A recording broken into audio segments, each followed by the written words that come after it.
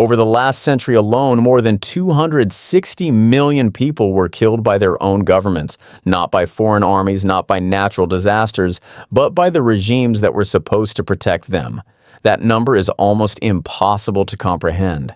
It's larger than the current population of Brazil. These were men who commanded nations, moved armies, and rewrote history, and yet every single one of them fell. So here's the question that historians, military analysts, and political scientists have debated for decades. What actually breaks a dictatorship?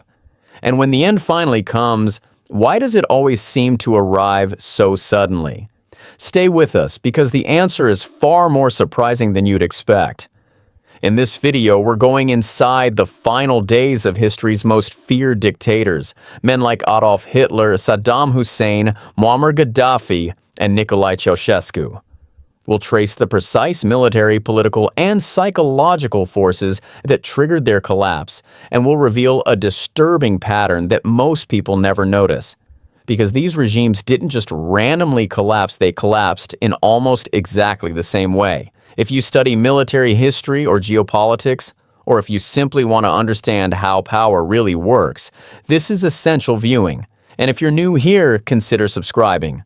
We publish deep dive military history content. Let's start with a fundamental question. What actually holds a dictatorship together? It's not just fear, though fear is a big part of it. According to political scientists Barbara Geddes and Erica France, most authoritarian regimes rely on what analysts call a winning coalition, a small but critical network of military officers, intelligence chiefs, economic elites, and party loyalists who benefit directly from the regime's survival. Think of it like this: the dictator is the center of a wheel, and these loyalists are the spokes. Pull out enough spokes, and the whole wheel collapses. This is what military analysts call elite defection, and it is the single most reliable predictor of a regime's fall. Take Romania's Nicolae Ceausescu. For 24 years, he ruled one of the most repressive states in Eastern Europe. His Securitate, or the secret police, had informants everywhere. Citizens reported on neighbors, children reported on parents. According to historian Denis Delatant, the Securitate maintained files on roughly 1 in 3 Romanian citizens. But in December 1989, something cracked. Mass protests erupted in the city of Timișoara. Ceausescu ordered the army to open fire. Some soldiers complied, many refused. That refusal, in that single act of defiance within his own military, was the beginning of the end. Within 72 hours, Ceausescu and his wife were captured, tried in a hastily arranged military tribunal, and executed by firing squad. 72 hours, from absolute power to execution. Here's something that might surprise you. Defense analysts and historians have noted a remarkably consistent psychological pattern in how dictators behave in the final phase of their rule. It's sometimes called bunker mentality, and it's exactly what it sounds like. As outside pressure builds, whether from military defeat, economic collapse, or popular uprising, authoritarian leaders tend to retreat into a smaller and smaller circle of advisors. They stop receiving accurate intelligence. They surround themselves with yes men who tell them what they want to hear. Adolf Hitler is perhaps the most documented case. By April 1945, with Soviet forces closing in on Berlin from the east and Allied forces advancing from the west, Hitler was still issuing orders to army divisions that no longer existed. According to historian Ian Kershaw, Hitler's inner circle was so terrified of delivering bad news that they simply didn't. The regime was militarily defeated months before its leader accepted it. The same pattern repeated with Saddam Hussein. According to post-war reports compiled by the Iraq Survey Group, a joint US, UK, and Australian intelligence task force, Saddam had surrounded himself with advisors so fearful of his anger that they fabricated optimistic reports about Iraqi military capabilities right up until the 2003 invasion. His generals reportedly told him his forces would defeat the Americans. Some, according to the report, believed he himself had weapons of mass destruction programs he wasn't telling them about. The regime was built on lies at every level, including lies told directly to the man at the top. When U.S. forces found him, he was hiding in a hole in the ground near his hometown of Tikrit, one of the world's most feared men, hiding in a 6-foot pit. Now here's where the historical pattern becomes almost eerie. In virtually every major dictatorial collapse of the modern era, the military turns. Not necessarily because soldiers develop a sudden passion for democracy. Often it's far more practical than that. When a regime begins to lose any militarily, economically, or politically, officers start doing the math. And they realize that their own survival may depend on switching sides before it's too late. Muammar Gaddafi ruled Libya for 42 years, longer than most of his subjects had been alive. He'd survived coup attempts, international sanctions, and a U.S. airstrike on his compound in 1986. But when the Arab Spring reached Libya in 2011, something different happened.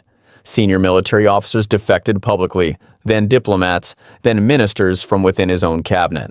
According to reporting by Reuters and Al Jazeera at the time, entire military units switched allegiance to opposition forces within weeks. Gaddafi's response was to hire foreign mercenaries to do what his own army would no longer do. That decision told the world everything. His winning coalition had shattered. NATO intervention accelerated the timeline, but defense analysts who have studied the conflict argued the regime was already structurally finished before a single NATO aircraft entered Libyan airspace. Gaddafi was found hiding in a drainage pipe in his hometown of Sirte. Like Saddam, like Ceausescu, the final image of a man who had terrorized millions was one of pathetic vulnerability. Here's the insight that rewards you for watching this video, and it's one that most mainstream analysis skips over. Every dictatorship that has ever fallen, every single one, was brought down not primarily by foreign armies or popular uprisings, but by the collapse of internal loyalty. Foreign forces and civilian protesters are almost always catalysts.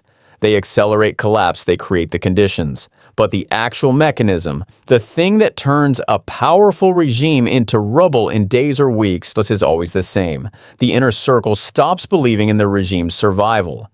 Political scientist Milan Zvolik, in his research on authoritarian breakdown, found that roughly 68% of authoritarian regime collapses in the 20th century involved some form of military defection or elite-level betrayal. The percentage is even higher when you look specifically at the most brutal personalist regimes, the Hitlers, the Gaddafis, the Ceausescus. These regimes are like structures where someone has quietly removed the load-bearing walls. Everything looks solid until suddenly it isn't. And here's the truly chilling part. According to analysts at Freedom House and the VDEM Institute, organizations that track global democracy and authoritarianism, the world currently has more authoritarian governments than at any point since the Cold War. Which means the patterns we've studied here are not just history, they are, right now, unfolding somewhere on this planet. So let's bring it all together. 3 key takeaways from today's deep dive. 1. Dictatorships aren't held together by fear alone, they run on a network of elite loyalty. When that loyalty breaks, the regime breaks. 2. Bunker mentality. The psychological retreat of authoritarian leaders under pressure consistently leads to catastrophic military and political miscalculation. 3. Military defection is the single most reliable trigger of regime collapse, and it's almost always preceded by a loss of economic or military credibility. History is not a random series of events. These patterns repeat because human nature, the desire for survival, for self-preservation, for being on the winning side, doesn't change. So here's the question I want to leave you with. Given what we know about these historical patterns, which current authoritarian regime do you think is most vulnerable to collapse right now? And what would the trigger be? Drop your answer in the comments. We read every single one. If this video added something to your understanding of history and power, hit that like button. It genuinely helps this channel reach people who care about this stuff. And if you're not subscribed yet, now is a great time. We go deep on military history, geopolitics, and the real mechanics of war and power every week. Next up, check out our video on the military strategies that actually ended World War II. Because what your history textbook told you, all you're remembering and what actually happened, are not always the same story. We'll see you there.